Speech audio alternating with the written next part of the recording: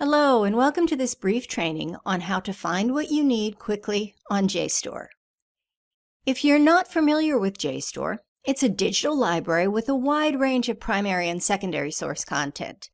Today I'm going to take 7 minutes to show you how to conduct and refine a search to find exactly what you need on JSTOR. First, let's talk about access methods. Here we are at JSTOR.org. You can access JSTOR on or off campus. If you're on campus, you'll see the name of your institution or organization at the beginning of the screen at JSTOR.org.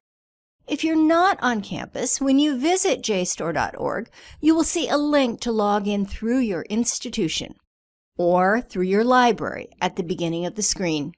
This will take you to a page where you can search for your institution and log in through that remote access method set up by your librarian. We are now on that login page. You can search for your institution here.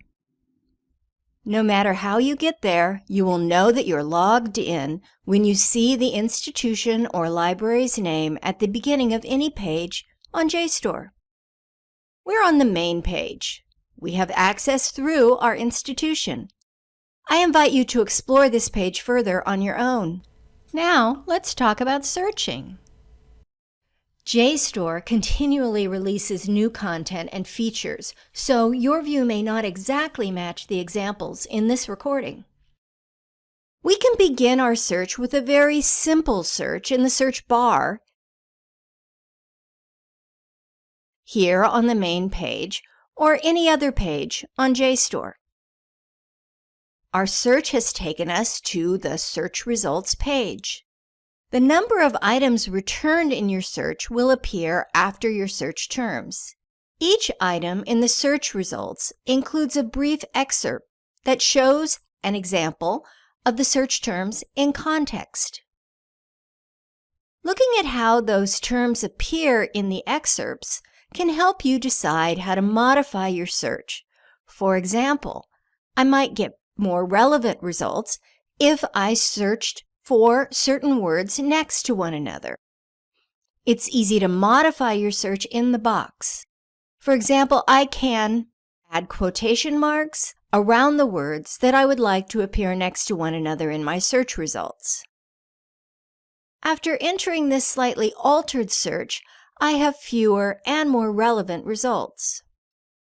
It's possible to narrow your search results in a variety of other ways on this results page.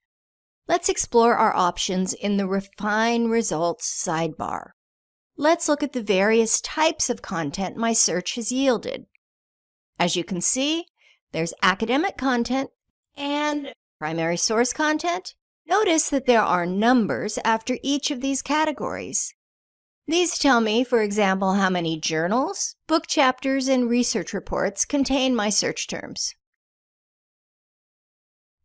You can search within your original results with this additional search box in that Refine Results sidebar. I'll add words here. Now, look at the main search box back at the beginning of the page, and notice that your search query includes those additional terms. Let's look over the results. We have narrowed our results further with the addition of new terms. As before, the excerpts show an example of how the terms appear in the text. Back to the Refine Results sidebar. Further down in the sidebar, you can narrow your search by publication date for more current or historical content. I will work with content from the early 21st century in this example. As you can see, this removes older content and narrows search results to a smaller set of items relevant to my needs. Now let's move further down the Refine Results sidebar and look at the subject areas my results fall into. These subject categories are assigned to journal and book titles as well as to research reports. The numbers here help us see which subjects contain my search terms. I can choose any of these subjects or several. Let me choose one. I can always come back and choose more or different subjects after I've reviewed my results. Here are the results. I was able to go from a rather broad idea to a more manageable set of content with my first search on JSTOR, all from this search page. Now, one more use of the Refine Results sidebar. I will narrow my results to just journal articles. We've looked at the excerpts of each result. Now let's look at the buttons for each result. Buttons after each search result give you several options before even opening any of the results. I can cite one or a full list of my results. I can save individual items to read later. I can also download a PDF. And of course, I can open the item. Here on the item page, I can do all of those actions. You'll find the Cite button, a Save button, and a Download to PDF button on this page as well. Join us for other training videos where we will explore doing research on JSTOR in more detail. If you have any questions, use the Support button to navigate to that page or contact support@jstor.org. Thank you for joining me today.